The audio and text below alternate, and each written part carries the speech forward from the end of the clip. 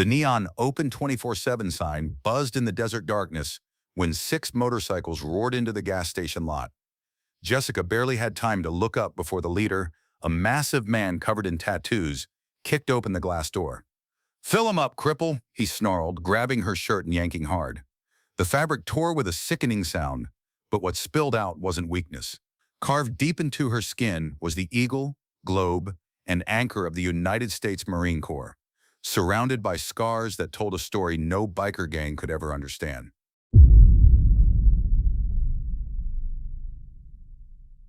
Before we dive into this story, I want to ask you something.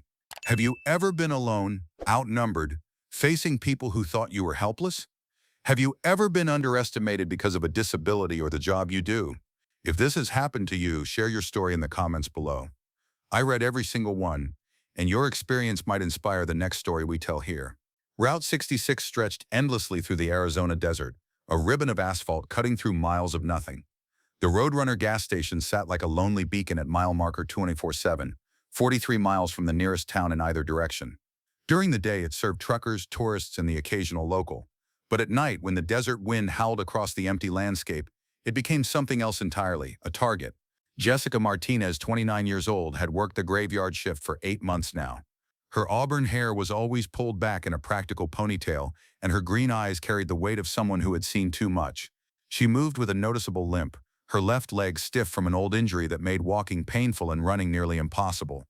To most people, she looked like exactly what she appeared to be, a disabled woman working nights at a desert gas station because she had no better options. They couldn't have been more wrong. The station's fluorescent lights hummed overhead, casting harsh shadows across the empty convenience store.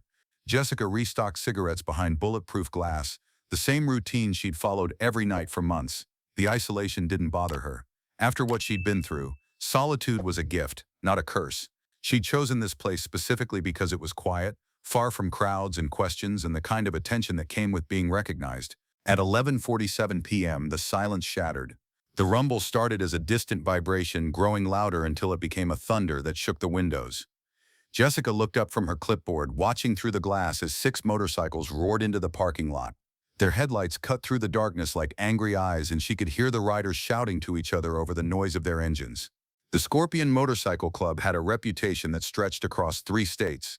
They dealt drugs, ran guns, and left a trail of violence wherever they rode. The scorpion patches on their leather jackets weren't just for show. They marked men who took what they wanted and destroyed what they couldn't have. Their leader, a mountain of a man called Tank, killed his engine and swung off his bike. At 6'5" and weighing close to 300 pounds, he was covered in tattoos that told stories of violence and prison time.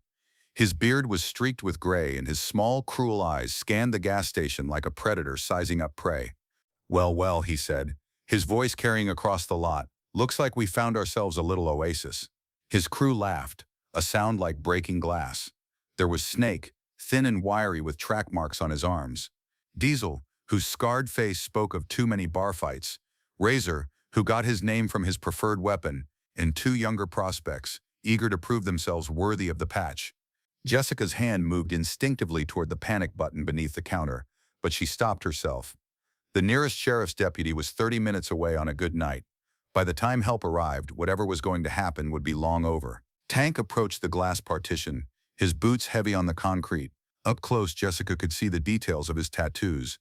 Teardrops under his eyes for lives taken, spider webs on his elbows for time served, and across his knuckles the words hate and pain. "Evening, darlin'," he said, his voice oily with false charm. "Me and my boys need some gas, and maybe a little company." Jessica kept her voice steady. "Gas pumps are outside. Pay first." Tank's smile disappeared. "Did I say anything about paying?" The other bikers spread out, surrounding the station. Jessica watched them through the security monitors, her heart rate steady despite the danger. She'd been in worse situations than this, much worse. "Store policy," she said calmly. "No exceptions." Tank studied her for a long moment, taking in her limp, her isolation, the fact that she was alone and 40 miles from help. His smile returned, but it was cold now, predatory. "You know what I think?" he said, loud enough for his crew to hear. "I think you're in no position to be making demands. I think you're just a crippled girl working nights because nobody else would hire you." The others laughed, emboldened by their leader's cruelty. Snake pressed his face against the glass. "Yeah, what's wrong with your leg, Gimp? You born that way, or did somebody teach you a lesson? Jessica felt the familiar tightness in her chest, the same feeling she'd gotten in Fallujah when the mortars started falling. But she pushed it down, the way she'd been trained to do. Gas is $4.50 a gallon, she said. How much do you need? Tank's face darkened. He wasn't used to being ignored, and he certainly wasn't used to taking orders from women, especially not disabled women who should know their place. He walked to the glass door, testing the handle, locked as Jessica had known it would be. The station's security system was better than most banks, installed after too many late-night robberies, but Tank wasn't looking for an easy score. He was looking to make a point. Open this door, he said, his voice dropping to a growl. Now. Can't do that, Jessica replied. Store policy. Tank's fist slammed against the glass, the sound echoing through the empty station. The bulletproof barrier didn't even crack, but the message was clear. Several of the other bikers had found crowbars and tire irons, testing the windows and looking for weak points. Listen, Cripple, Tank snarled. You got two choices here. You can open this door and we can have a nice friendly conversation about payment plans, or we can wait out here all night and when you finally have to come out, things get a lot less friendly. Jessica considered her options. The station was secure, but she couldn't stay inside forever. And these weren't the kind of men who gave up easily. She'd seen their type before. Bullies who fed on fear and weakness, who couldn't back down without losing face. She made her decision. The lock clicked, and Jessica pushed the door open. She stepped outside, her limp more pronounced as she moved across the uneven concrete. The desert wind whipped her ponytail, and she could smell motor oil, leather, and the lingering scent of marijuana. The bikers formed a semicircle around her, cutting off any escape route. Tank loomed over her, using his size to intimidate. Up close, she could see the details of his face. The broken nose, the scar across his left cheek, the cold emptiness in his eyes. That's better, he said. Now we can talk like civilized people. Jessica stood her ground, despite being outnumbered 6-1. What do you want?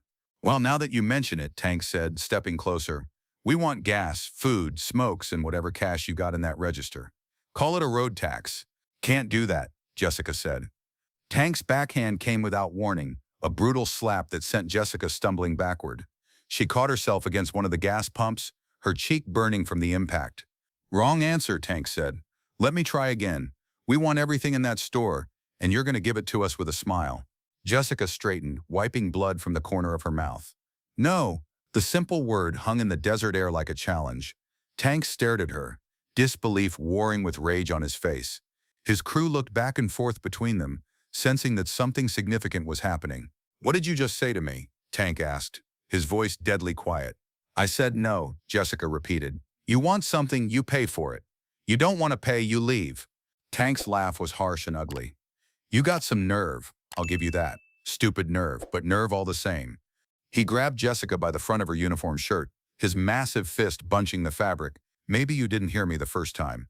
Maybe that limp ain't the only thing wrong with you. Jessica met his gaze steadily. I heard you fine. The answer's still no. Tank's face twisted with fury. No one defied him, especially not some crippled gas station clerk in the middle of nowhere. With a roar of rage, he yanked Jessica toward him, then shoved her backward with enough force to tear the shirt completely open. The fabric split down the front with a sound like thunder, buttons scattering across the concrete. Jessica stumbled but didn't fall, and as the torn shirt fell away, the bikers found themselves staring at something that made their blood run cold. Across Jessica's chest and shoulders, carved deep into her skin by shrapnel and flame, were scars that told a story of war. But it wasn't just the scars that froze them in place. Tattooed over her heart in perfect detail was the eagle, globe, and anchor of the United States Marine Corps. And beneath it, in smaller script, the words Semper Fi and 1st Combat Engineer Battalion. The desert wind whistled through the silence that followed. Tank's grip loosened, his eyes widening as he took in the full picture. These weren't just random tattoos, they were earned, and the scars surrounding them weren't from accidents or street fights. They were combat wounds, the kind that came from IEDs and mortar rounds, and the kinds of firefights that most people only saw in movies. Snake was the first to speak, his voice barely a whisper. Holy shit, Tank. She's a Marine. Jessica stood there, her shirt in ruins, the tattoo and scars displayed like a badge of honor in the harsh fluorescent light. She didn't try to cover herself. Instead, she looked each of the bikers in the eye, her gaze steady and unafraid. Staff Sergeant Jessica Martinez, she said quietly. 1st Combat Engineer Battalion, 1st Marine Expeditionary Force. 3 tours in Fallujah, 37 confirmed IED disposals, 12 firefights, Purple Heart Bronze Star with V device for valor. The words hung in the air like an indictment. These weren't the credentials of a victim. They were the service record of a warrior. Tank stared at her, his mouth opening and closing like a fish out of water. The woman he'd thought was helpless, the crippled gas station clerk he'd planned to rob and humiliate, was someone who had walked through hell and come back fighting. Diesel, whose own military service had ended with a dishonorable discharge, took a step backward. "Tank, man, we should just go." But Tank's pride was a wound that bled stubbornness. He'd been challenged, and backing down now would mean losing face in front of his crew. "I don't care if you're Chesty Puller himself," he snarled. "You're still outnumbered 6-1. Jessica's smile was cold as winter. 6-1? She looked around at the bikers, taking in their leather jackets, their weapons, their supposed toughness. "I've faced worse odds with better men." Something in her voice, some quality of absolute certainty, made the younger prospects exchange nervous glances. This wasn't going the way it was supposed to. They'd come here expecting an easy score, a helpless victim. Instead, they'd found something else entirely. Tank pulled a knife from his belt, the blade gleaming in the neon light. Tough talk from someone who can barely walk. Jessica's eyes never left the knife. "You know what this limp is from?" she asked conversationally. "IED took out my Humvee outside Ramadi. Killed my driver, my gunner, and the EOD tech riding with us. I spent 6 hours dragging their bodies back to base, walking on a shattered leg bone with insurgents taking potshots at me the whole way." She took a step forward, her limp more pronounced but her presence somehow more commanding. "You think a little knife scares me after that?" Tank's hand shook slightly.